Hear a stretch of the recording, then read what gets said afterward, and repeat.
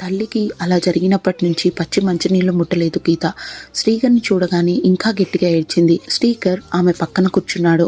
అతని చేతులు పట్టుకొని ఇంకా ఏడ్చింది. ఆమెని ఓదారుస్తూ అలా కూర్చుండిపోయాడు. ఈ లోపల గీత మేనమామ వచ్చారు. శ్రీకర్ ప్రెసెన్స్ ఆమెకి ఆ క్షణంలో ఇచ్చిన ఒక బలం.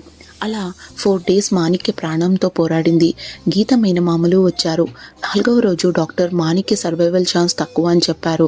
గీత కనిపించిన ప్రతి దేవుడికి మొక్కుకుంది, కానీ ఎవరూ ఆమెకి హెల్ప్ చేయలేదు.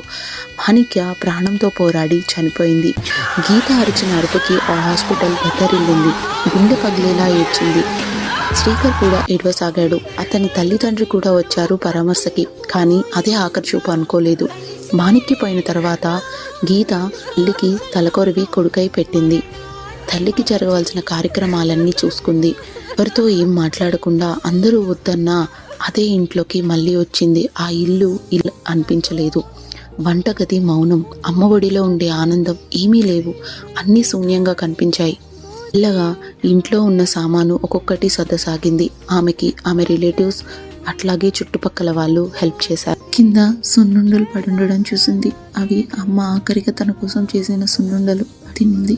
ఇవి నేను అడగకపోయింటే అమ్మ చనిపోయేది కాదు కదా. నేను ఇవి అడగడం వల్లే అమ్మ కిచెన్లోకి వెళ్ళి చేయబోయింది అని బాధపడింది.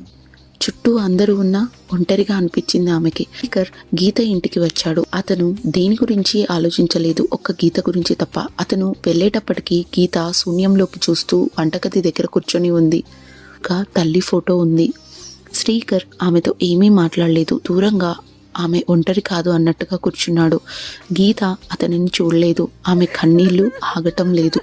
అప్పుడు శ్రీకర్ మెల్లగా గీత, నేను ఉన్నాను, ఎప్పటికీ ఉంటాను అని అన్నాడు.